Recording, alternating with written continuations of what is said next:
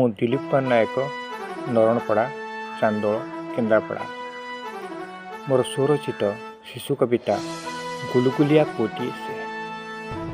ଗୁଲୁଗୁଲିଆ ପୁଅଟିଏ ସେ ରାକାତାର ନାଁ, ଖିଲିଖିଲିଆ ହସ ତାର ଭୁଲି ହୁଏ ନା, ଜମା ଭୁଲି ହୁଏ ନା। ସୂର୍ଯ୍ୟ ଯେବେ ଆକାଶେ ଉଏଁ କାଉ କହି କା, ସେଜରୁ ଉଠି ଧୋଇ ମୁହଁ ହୁଏନି ଅଳସୁଆ। ଜୁଆର ହୁଏ ଡାଡି ଓ ମମି ଜେଜେ ଜେଜେ ମା, ଗୁଲୁଗୁଲିଆ ପୁଅଟିଏ ସେ ରାକାତାର ନାଁ।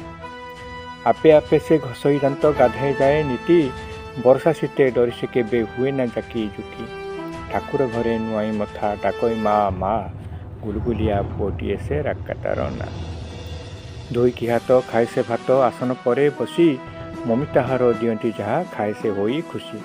କରେ ନା ଅଳି ଖାଇବ ବୋଲି ବାହାର ପିଠା ପଣା, ଗୁଲୁଗୁଲିଆ ପୁଅଟିଏ ସେ ରାକାତାର ନାଁ। ସ୍କୁଲ ଯାଏ ଠିକ୍ ସମୟରେ ପଢ଼ଇ ମନ ଦେଇ, ସାଥିକ ମେଳେ ଖେଳଇ ଖେଳ କଳି କରଇ ନାହିଁ। ସଭିଙ୍କ କଥା ମାନଇ ଘରେ ଦୁଷ୍ଟ ହୁଏ ନା, ଗୁଲୁଗୁଲିଆ ପୁଅଟିଏ ସେ ରାକାତାର ନାଁ। ବଢ଼ାଏ ନାହିଁ ମୁଣ୍ଡରେ ବାଳ ହାତ ପାଦରେ ନଖ, ସଫାସୁତୁରା ରହେ ସେ ନିଠି ଦିଶଇ ଚକ ଚକ। ସଭିଏଁ ଦେଖି କୁହନ୍ତି ରାକା ପିଲା ଭିତରେ ସୁନା, ଗୁଲୁଗୁଲିଆ ପୁଅଟିଏ ସେ ରାକାତାର ନାଁ। ଖିଲିଖିଲିଆ ହସ ତାର ଭୁଲି ହୁଏ ନା, ଜମା ଭୁଲି ହୁଏ ନା, ଜମା ଭୁଲି ହୁଏ ନା।